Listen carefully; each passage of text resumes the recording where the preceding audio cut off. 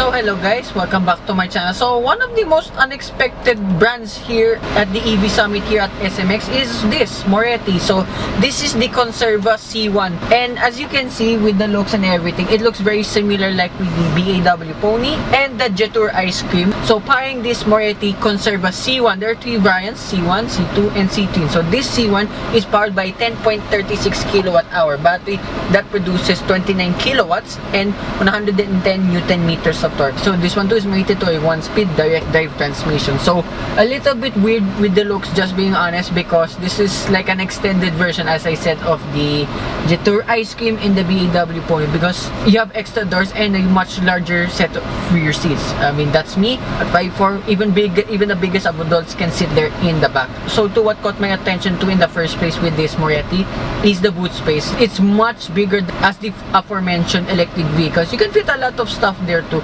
So charging time for this Conserva C1 too is around 5 to 6 hours. So far you only have a slow charging port at the front. Hopefully soon this can be rectified in the future, as I said.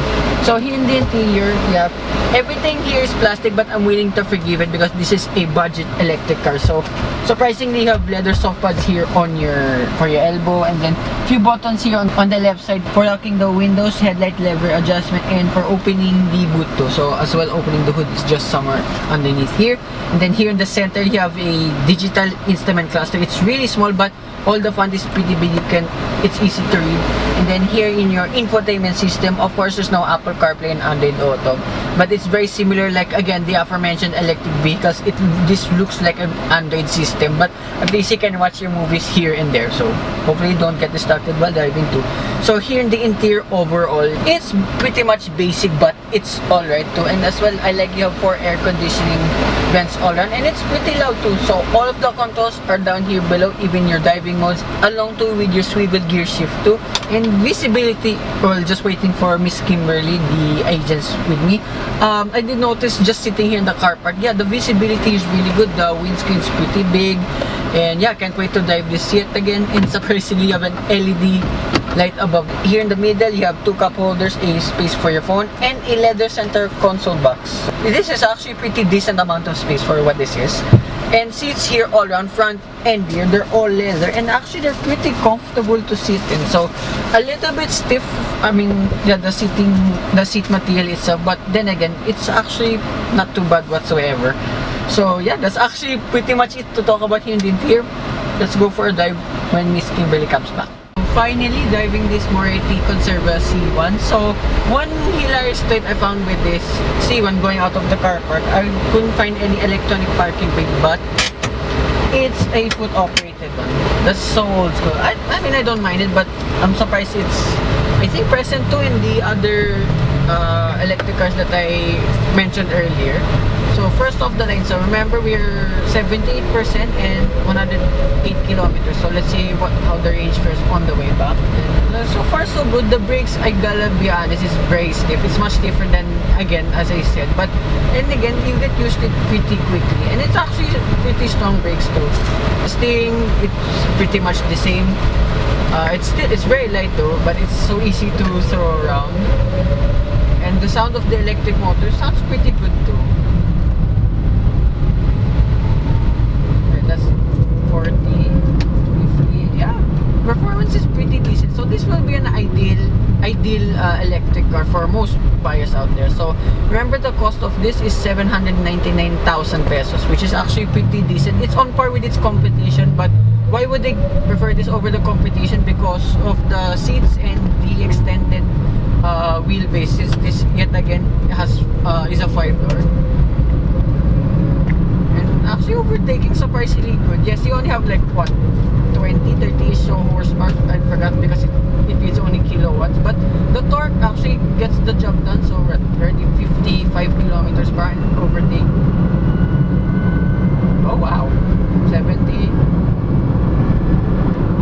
Wow, that's pretty good. Okay.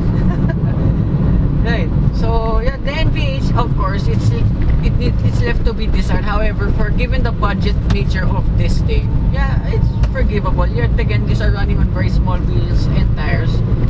I mean, it's pretty much alright. Then you're overtaking again, 50, 60,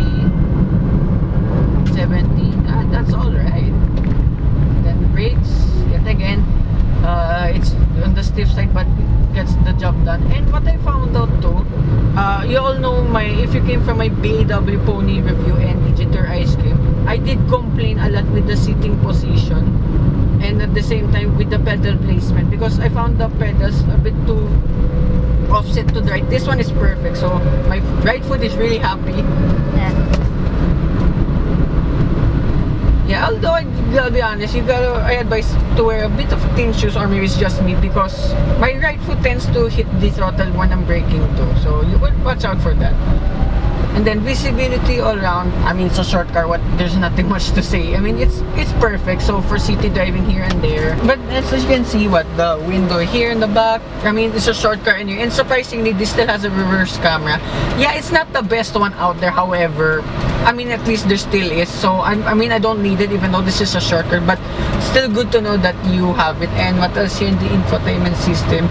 Yeah, it's similar like with the competition, but anyways, at least you can connect your phone here whatsoever, even for Bluetooth devices.